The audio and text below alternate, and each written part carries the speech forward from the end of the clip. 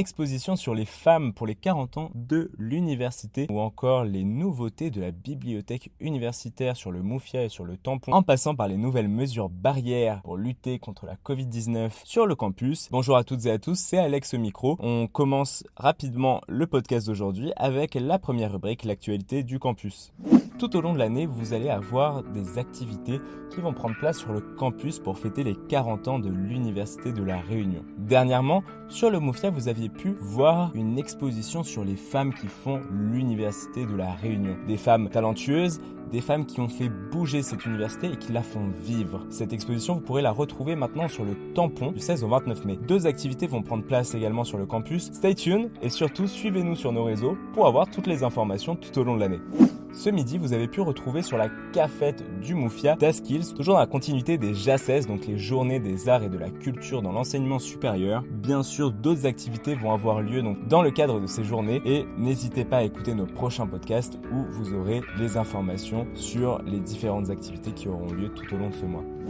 Un petit point très rapide, mais qui était important à mon sens, puisque ça touche quand même l'actualité étudiante également, c'est les résultats présidentiels du premier tour. Donc vous avez les 2 candidats qui vont passer au second tour, Emmanuel Macron, qui a eu donc 27,8% des voix au premier tour, et Marine Le Pen avec 23,1% des voix. Le second tour aura donc lieu le 24 avril. Si vous souhaitez que l'on fasse un podcast spécial où on vous retransmet les points des différents programmes qui sont en lien directement avec la vie étudiante, n'hésitez pas. Ou alors, si vous souhaitez, on pourra vous faire un post où on vous remettra donc les différents programmes en lien avec la vie étudiante de ces 2 candidats. On passe tout de suite à la rubrique de l'actualité étudiante.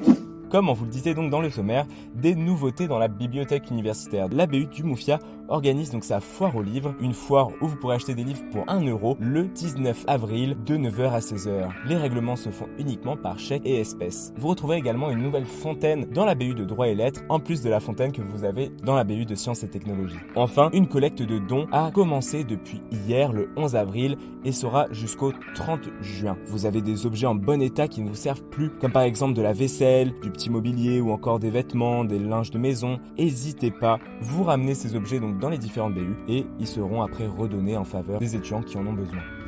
Comme vous le savez tous, les masques ne sont plus obligatoires en extérieur. Cependant, à l'Université de La Réunion, certaines informations concernant les mesures barrières liées à la Covid-19 ont été mises en place. Je vous rassure, l'obligation du masque en permanence sur l'ensemble des sites du campus a été levée, sauf pour les personnels et les étudiants exerçant ou fréquentant les centres de santé nord et sud de l'université, c'est-à-dire les SUMS. Il est toutefois fortement recommandé dans les lieux à forte fréquentation, comme par exemple les amphithéâtres ou les salles de TD, de travaux dirigés ou de TP pour les travaux pratiques, de porter le masque. Cette recommandation s'applique particulièrement aux personnes immunodéprimées, aux personnes âgées ou aux personnes symptomatiques qui sont à risque, ainsi qu'aux cas confirmés de Covid-19 jusqu'à 7 jours après leur sortie d'isolement. Donc je vous rappelle que l'isolement a donc lieu pendant 7 jours. Si vous avez le schéma de vaccination complet, au bout de 5 jours, si vous n'avez plus de symptômes, vous pouvez réaliser un test antigénique et s'il est négatif, vous pouvez sortir de votre isolement. Dans le cas contraire, vous prolongez votre isolement jusqu'aux 7 jours réglementaires, puis ce sera la fin de votre isolement. Toutes les autres mesures barrières, donc de distanciation physique et bien sûr le lavage des mains, restent en vigueur. Concernant la continuité pédagogique et scientifique,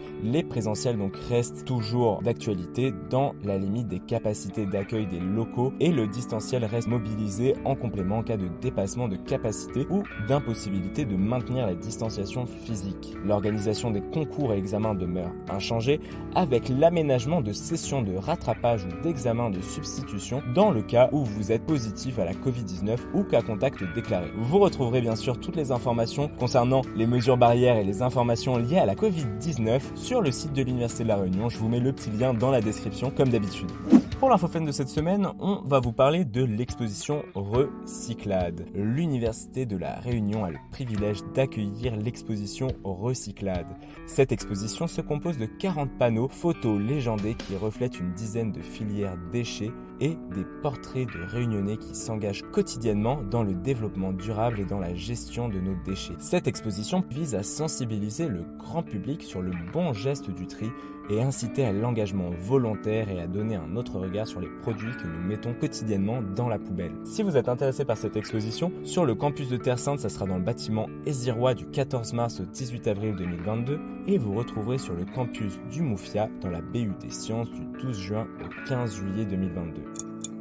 Et ça y est pour l'épisode d'aujourd'hui, j'espère que ça vous a plu. En attendant, je vous invite à nous rejoindre sur nos différentes plateformes de streaming comme Apple Podcasts, Spotify ou YouTube et nous suivre sur nos différents réseaux sociaux comme Instagram et Facebook en tapant Le Son du Campus. Et moi je vous retrouve pour le prochain épisode du Son du Campus. C'est Alex, ciao, à bientôt.